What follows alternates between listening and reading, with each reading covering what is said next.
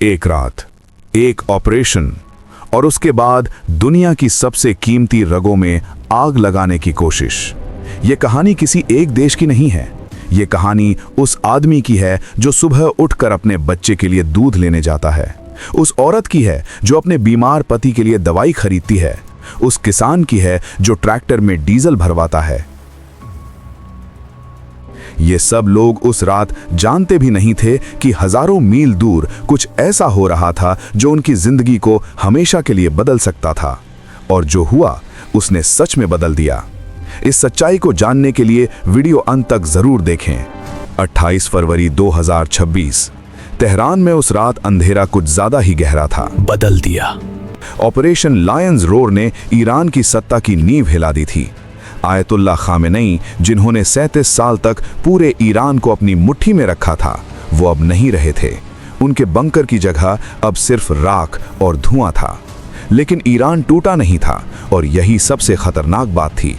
एक घायल शेर जब कोने में आ जाता है तो वो और भी खूंखार हो जाता है।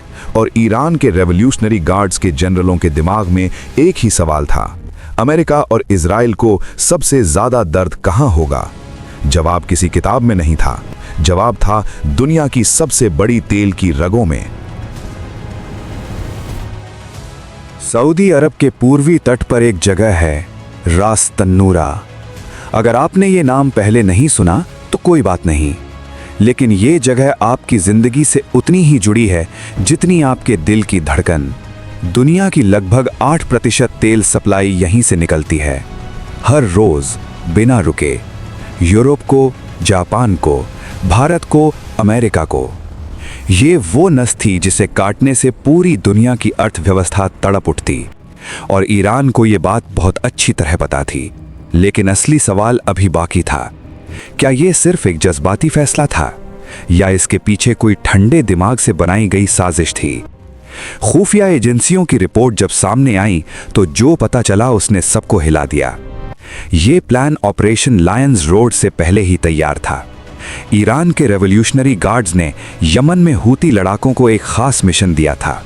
कोड नेम था ऑपरेशन ब्लैक गोल्ड, और इस मिशन की तैयारी जनवरी 2026 से ही शुरू हो गई थी।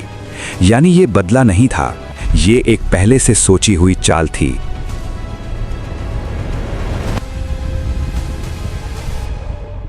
मार्च 2026, रात के करीब 2 बज रहे थे। रास तनूरा के पास एक सऊदी रडार ऑपरेटर अपनी स्क्रीन देख रहा था। उसका नाम था फैसल, 3 बच्चों का बाप। उस रात उसकी ड्यूटी का आखिरी घंटा था। वो घर जाने के बारे में सोच रहा था, और तभी उसकी स्क्रीन पर कुछ हुआ। 1 डॉट, फिर 2, फिर 10, फिर अचानक दर्जनों। उसके हाथ कांपने लगे। उसने माइक उठाया और चिल्लाया, Alert! Mass raid incoming! All stations prepare for immediate screens! Move now! We don't have much time! अगले 30 सेकंड में पूरा सिस्टम अलर्ट पर था। पेट्रियट मिसाइलें दागी गईं। आसमान में आग के गोले फटने लगे। कई ड्रोन नष्ट हो गए, लेकिन कुछ बच गए। और फिर वो हुआ जिसकी किसी ने कल्पना नहीं की थी। रास तनूरा के उत्तरी हिस्से में एक जोरदार धमाका हुआ, फिर दूसरा। आग की लपटें इतनी ऊंची थीं कि 50 किलोमीटर दूर से दिख रही थीं। खाड़ी के पानी में आग का रंग पड़ने लगा। उस धमाके की आवाज से पास के एक मजदूर कैंप में सो रहे सैकड़ों कामगार जाग गए। उनमें से एक था राजेश, केरल का एक युवक जो अपने परिवार के लिए कुछ पैसे कमाने सऊदी आया था। वो बाहर निकला। आसमान लाल था। उसने अपनी पत्नी को फोन किया, लेकिन नेटवर्क जाम हो चुका था। वो घंटों तक नहीं जान पाया कि क्या हो रहा है, और उसकी पत्नी भारत में बैठकर न्यूज़ देख रही थी और रो रही थी। यही था उस रात का असली चेहरा। ये जंग किसी एक देश की नहीं थी। लेकिन कहानी यहीं खत्म नहीं होती। उसी रात रियाद पर भी हमला हुआ। सऊदी अरब की राजधानी किंग खालिद एयरपोर्ट के पास एक स्ट्रेटेजिक डिफेंस साइट को निशाना बनाया गया। ये कोई इत्तेफाक नहीं था, ये एक साफ संदेश था। ईरान कह रहा था, हम खत्म नहीं हुए, हम तुम्हारे घर के दरवाजे तक पहुंच सकते हैं। और इसके बाद जो हुआ वो किसी भी आम इंसान की समझ से परे था। अगले 6 घंटों में कच्चे तेल की कीमत $12 प्रति बैरल बढ़ गई। दुनिया के शेयर बाजार खुलते ही गिरने लगे। टोक्यो में, मुंबई में, लंदन में, सब जगह एक ही खबर थी, खाड़ी जल रही है, एनर्जी मार्केट्स हिल रहे हैं और दुनिया की सप्लाई चेन खतरे में है। एक अमेरिकी एनर्जी एनालिस्ट ने उस सुबह कहा था, अगर ये सिलसिला 3 हफ्ते और चला तो तेल $120 पार कर सकता है। $120, ये सिर्फ एक नंबर नहीं है।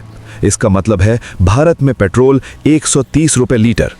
इसका मतलब है ट्रकों का किराया बढ़ेगा, सब्जियां महंगी होंगी, दवाइयां महंगी होंगी। वो किसान जो पहले से कर्ज में डूबा है, उसका डीजल बिल 2 गुना हो जाएगा। वो माँ जो अपने बच्चे के लिए दूध खरीदती है, उसे और पैसे चाहिए होंगे।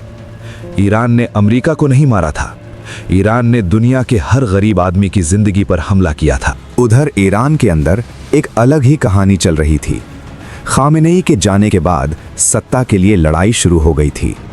रेवोल्यूशनरी गार्ड्स के कुछ जनरल चाहते थे कि हमले और बढ़ाएं। कुछ लोग थे जो पर्दे के पीछे बातचीत चाहते थे। और इसी उलझन में ईरान खुद अपने सबसे बड़े दुश्मन बन चुका था। एक देश जो बाहर से लड़ रहा था और अंदर से टूट रहा था। अमेरिका ने स्ट्रेटेजिक पेट्रोलियम रिजर्व खोलने का ऐलान किया। सऊदी अरब ने कहा नुकसान कुछ हफ्तों में ठीक होगा, लेकिन जो डर बाजारों में और लोगों के दिलों में बैठ गया था वो इतनी जल्दी नहीं जाने वाला था, क्योंकि डर का कोई इलाज नहीं होता। इस पूरी कहानी से एक बात बिल्कुल साफ हो गई, आधुनिक जंग में बंदूकें और बम सिर्फ एक हिस्सा हैं। असली हथियार है वो डर जो बाजारों में फैलता है, वो अनिश्चितता जो आम इंसान की नींद छीन लेती है। ऑपरेशन लायंस रॉर ने एक तानाशाह को खत्म किया था, लेकिन उसके जवाब में जो आग लगी वो सिर्फ रास तनूरा में नहीं जली। वो आग उस राजेश के दिल में जली जो सऊदी में फंसा था, उस पत्नी के आंसुओं में जली जो भारत में बैठकर न्यूज़ देख रही थी, और उन लाखों लोगों की जेब में जली जिन्हें आज भी नहीं पता कि उनकी जिंदगी 1000 मील दूर किसी रिफाइनरी की आग से जुड़ी हुई है। जंग कभी सिर्फ सरहद पर नहीं लड़ी जाती, जंग हर उस इंसान के घर तक पहुंचती है जो बस एक सामान्य जिंदगी जीना चाहता है।